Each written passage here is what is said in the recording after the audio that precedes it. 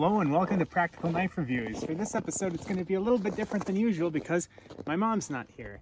Now, the reason being, the wind chills are still in the minus 20s right now. So I don't want my mom to have to sit out here and do the recordings with me because, well, anyway, don't want her to. She's got some medical problems that, you know, the cold and all that good stuff. I'm sure you understand. So instead of making her sit out here and doing the usual review where I do the testing and then we get her thoughts on it, instead I'm going to do a comparison test today because I can do that by myself. Let me just make sure the camera's still pointed where I want it to be because I'm doing this all myself right now. So I've got two knives that are pretty similar here, and I figure I'll give you a compare and contrast in case somebody wants to know whether or not it's a viable alternative. So I guess I'll start with this one. We've already done a review of this knife on the channel. If you're interested in it, go back and look at the review that we did of it. It is the Buck 422, which is the old lightweight version of their 112 Hunter. This is 420HC stainless steel. You can tell by the tang stamp here that this was made in 1990. Real light real light plastic handle. Yeah, we already did the review on this. Comes in this lightweight nylon sheath. Belt loop right here. Opens at the top. Now, as I said, this is no longer made. You can get, of course, the 112 light and the 110 light, which are similar, but this specific model is no longer made. And I told you in the video, and I also said in the description of the video, that if you wanted one of these, you'd have to look on eBay. And most of the ones I was seeing were minimum of 25. A lot of them were between 30 and 50, which, yeah, you know, it's a decent knife. I'm not going to complain about the knife. But let's say you want something cheaper and something that you don't have to scrounge around on eBay for. Well, here is something that's similar. This is the Marbles. I believe that this was called the Brushy Hunter, MR310, although they have this same knife now available in a couple of different configurations. When I bought this, it was $10 for the survival set, the Brushy survival set. It came with this knife, which this is bigger than this one. This would be the equivalent of like a 110 Hunter, a light 110 Hunter, as opposed to this would be the same as their 112 Bucks, that is. So this is roughly Marbles equivalent, made in China, of course, as opposed to this, which is made in the USA. The other difference is that the sheath you can see is your typical button sheath. I actually like this sheath more than this one. Of course, it's bulkier because it's molded as opposed to this one, which is soft. But this one is much easier to use while you're wearing it without having to look than this one. This one's a lot harder to use while you're wearing it. So out of the two, I prefer this sheath. I guess we'll start with that. And I guess before I get sidetracked too far, we'll do another review of this knife with my mom so she can give her thoughts and stuff on it. I just want to give this comparison video of doing side-by-side testing. We don't need her for that. And this, the survival set, the $10 set, it came with the knife, the sheath, and it also came with, you've probably noticed, this paracord bracelet that I wear. Although this isn't really paracord. It's not 550 paracord. What it is, it's got a whistle. The inside is, that's a ferro rod. The black thread, let me see, make sure I'm on the camera. I am. The black strands they have fishing line on the inside of them. And the orange cord has fire starting material on the inside of it.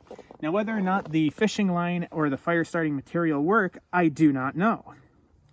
But I figure, you know, what the heck, I'll wear it. I know I've got a whistle. I've got a scraper with a ferro rod. I've got supposedly fire starting material and fishing line. But I used to wear a paracord bracelet anyway, so I figured, you know, why not wear this one? But anyway, without further ado, let's just get into the comparison. So I said, first things first, then I can put these out of the way. Out of these two sheaths, I actually prefer the Marble sheath. I kind of like the rigidity of it, and It's much easier to use while you're wearing it. This one is really tricky to use unless you like look down at it and you fiddle around with that. And sometimes it's hard to get it back in because if you try to push the knife in, sometimes it'll get caught like this and doesn't want to go in. You really have to kind of finesse it in there and then Velcro it shut. So out of the two sheaths, I prefer the marble sheath.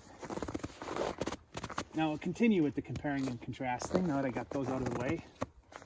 As I said, the 422 is the equivalent of the 112 Hunter, whereas the marbles is more of the equivalent of the 110 Hunter. And I do apologize if any of this is off frame. I can't see what I'm filming. The other difference is this is a concave blade. Sorry, don't know why I was drawing a blank there. This is a concave blade here, whereas this is more of a flat. Yeah, the grind is lower on the blade here, and the steel is different. This is 420 HC with, of course, Buck's famous heat treat that they get on their 420 HC, whereas this, it just says surgical steel, but all of Marble's other knives are 440A, so I would also assume that this is a 440A. The handles are roughly the same weight. Finger grooves on both of them, which you know I'm not a huge fan of, but anyway, let's see if they're both sharp. We'll start with paper. So we'll start with, this is the Buck. Let me dry off that blade because wet paper doesn't cut as easy. So, hopefully on camera. I'll back up a little bit just in case I'm not on camera because that'll increase my odds. So you can see that's nice and sharp. Let's try the marbles. Now the marbles I actually use more. It's not because of the size or anything like that. It's simply because, oops, the Buck was a gift from my grandfather, and so I don't know, I'm just a little bit more precious with it than this one, which I bought for $10. So you can see they're about equally sharp, I'd say. They're both cutting through about equally well. Let's move on to cardboard now. Again, start with the Buck. Okay, that one easy. Change the angle a little bit. Pretty easy. Pretty easy. Yeah, this goes through the cardboard well. Again, we did that in our other review. Let's look at the marbles. Also pretty easy. Not quite as easy on that cut. Let's try this angle. Yeah, again, I think that they're actually, this might be just a touch harder to get through the cardboard than the Buck, but they're pretty darn close. Okay, let's try an apple, which conveniently I have in my pocket. Okay, we're gonna start with taking off the sticker off of this apple. Well, I'll take off part of the sticker, the rest of it's stuck. I'm taking off the glove here because I got to do a reverse grip here. And yeah, the minus 20 some degree wind chill is not nice on my fingers, but listeners, you're worth it. Now, as I said in the video where we did the review, this is not the most comfortable knife for reverse grips. The point end here of the back of the handle ends up right in my palm, but not in the center of my palm, but right at the bottom. So it wants to hold it back. And the finger grooves are, of course, not ideal for a reverse grip where something just completely flat would be better suited for it. But nonetheless, I can peel an apple with it. It's just not that comfortable. The blade has no problem. Just the handle is not ideally suited for a reverse grip. Nothing more to it than that. But it can slice. Let's try the marbles, sorry. Not, believe it or not, the handle of this, despite having finger grooves, is more comfortable in the hand in a reverse grip than the Buck.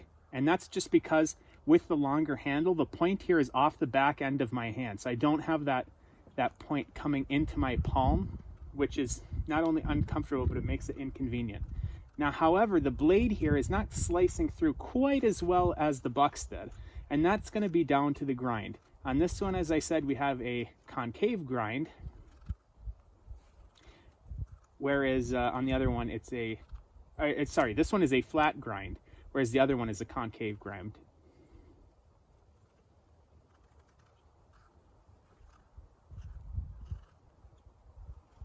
Anyway, it still cuts through just fine. I'm gonna set this down now. Right over here on the wood pile. Put my hand back in my glove because I'm freezing. Okay, let's move on. This is pine, nice soft wood. Let's see, with gloves on, these are not thick gloves, but with gloves on, this is nice and comfortable in the hand. Regular grip. The back end here still is in my palm a little bit, so a little bit of a hot spot there, but not bad.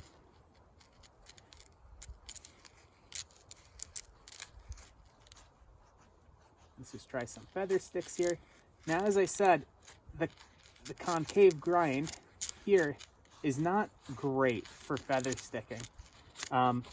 It's just not. I prefer Scandies, and I prefer convex grinds are also all right for feather sticking too, but yeah, Scandies / flat grinds I prefer for feather sticking. But you can see those are pretty decent feathers. Hopefully this is on camera.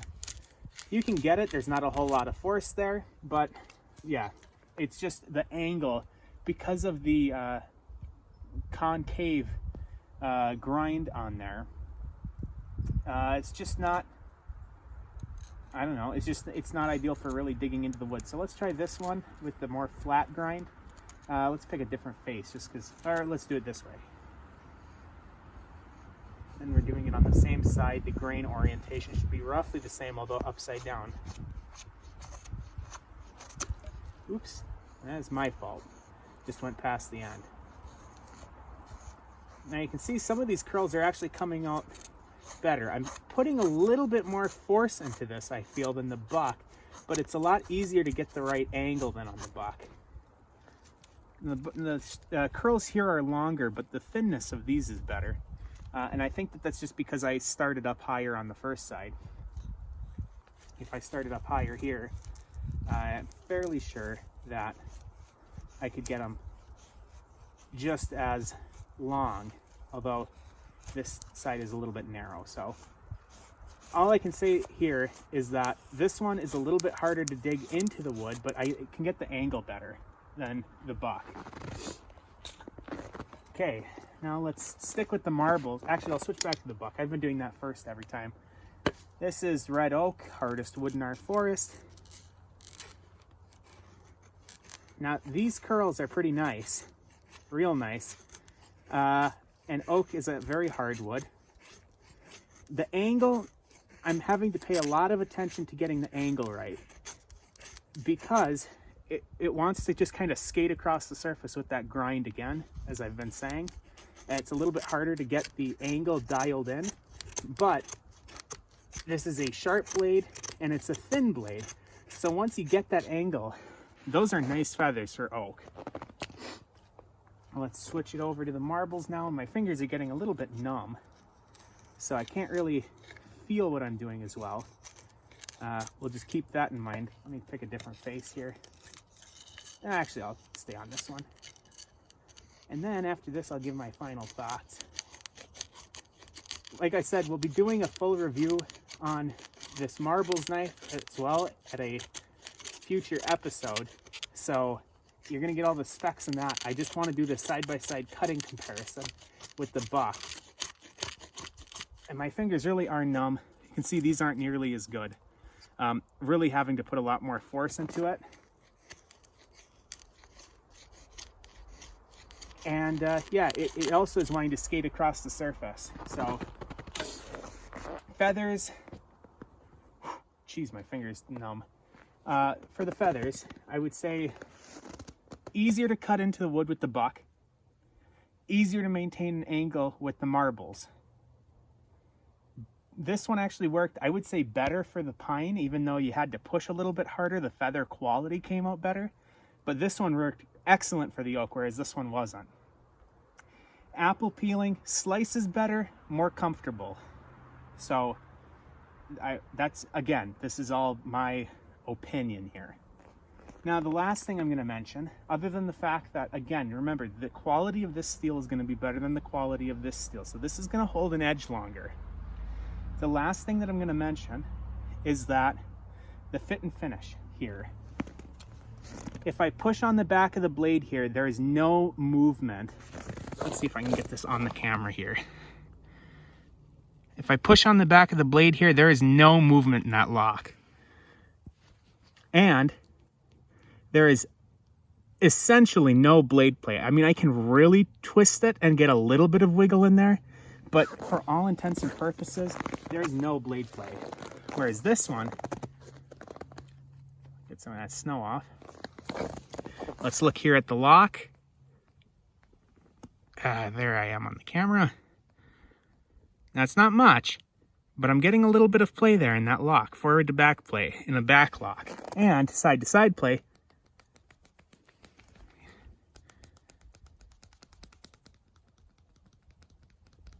Can you see that? Not ideal. Now, if I go like this, the play is much less than it was before. The problem is that this pin here, the pivot pin, is not like peened over very well. So if you push really hard, you can actually pull these I'm sorry, I'm off the camera. If you push really hard, these scales will actually open up a little bit and produce a little bit. You can see I get more play now again.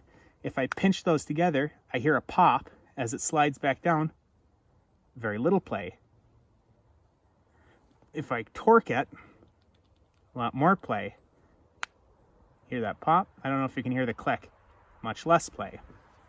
So if these were peened over better so that it would hold this plastic tight here, you'd be much better off.